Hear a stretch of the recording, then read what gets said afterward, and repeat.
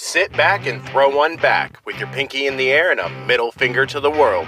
And join me, the eclectic gentleman Stephen Watts, and the rest of the Gentleman Bastard Brigade as we look back on this day in pro wrestling history. But before we do, put that drink down, like, share, and subscribe, and without further ado, let's get our wrestling nerd on. It is February 28th, and we're going to start off as we always do on a positive note. That's right, these are your pro wrestling birthdays. 1939, one of my personal favorites as a kid, The Missing Link. 1953, pound for pound, one of the best ever, Ricky the Dragon Steamboat. 1965, the work rate horse, Norman Smiley. And 1973, former ECW World Heavyweight Champion, Masato Tanaka.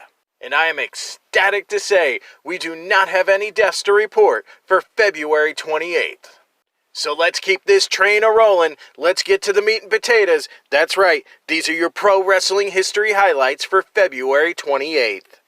1913, Gene Paradise defeats Eugene Tremblay to win the World Lightweight title in Montreal, Quebec. 1933, Jim Hensley defeats Jake Ross for the Southern Lightweight title in Augusta, Georgia.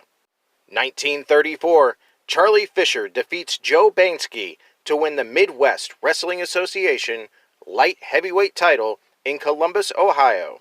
1952, Enrique Torres defeats Bob Orton for the NWA Central States Heavyweight title in Kansas City, Kansas.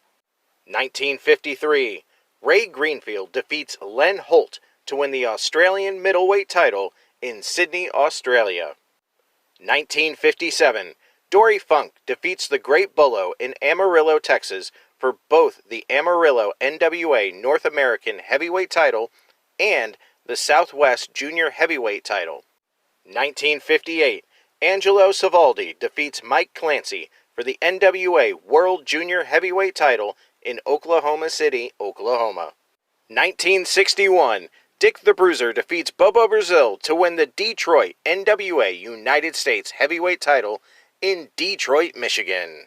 1963, Bulldog Brower and Johnny Valentine defeat Bruno Sammartino and Whipper Billy Watson to win the Toronto NWA International Tag Team titles.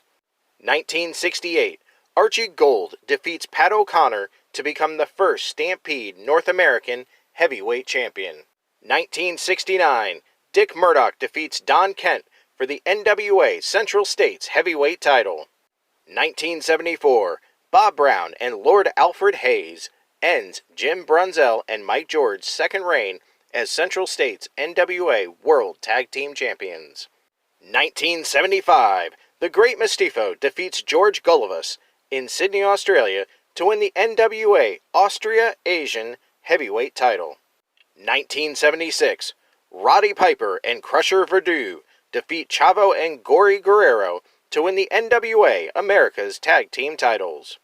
1977, Perro Aguayo defeats Ringo Mendoza for the Mexican National Middleweight title in Mexico City, Mexico. 1978, Mike Graham and Steve Kern defeat Jack and Jerry Briscoe to win the Florida NWA United States Tag Team titles. 1982, a 10-team tournament was held in Atlanta, Georgia for the NWA World Tag Team titles. The title was vacated in December after Gene Anderson, who was injured in October, forcing him and Ole to give up the titles. In the tournament final, Ole Anderson and Stan Hansen defeated Jack and Jerry Briscoe to win the vacant NWA World Tag Team titles. 1983, Bobby Eaton wins his 12th and final NWA Mid-American Heavyweight title, defeating Sweet Brown Sugar in a loser leaves town match in Memphis, Tennessee. Sweet Brown Sugar would return as the masked Stagger Lee, but is best known to you all as Coco Beware. 1986, Dick Slater defeats Jake Roberts for the Mid-South television title in Houston, Texas. He was the last to hold that title as Mid-South became Universal Wrestling Federation in March. 1987, Buddy Landel defeats Ron Fuller to win the NWA Southeast Continental Heavyweight title in Chattanooga, Tennessee. And last but not least, in a match that I remember watching on TV as a kid, 1992, Barry Horowitz defeats Ben Jordan for the GWF Light Heavyweight title in Dallas, Texas. Those were your pro wrestling history highlights for February 28th. I'm the Eclectic Gentleman Stephen Watts, and I'll see you tomorrow.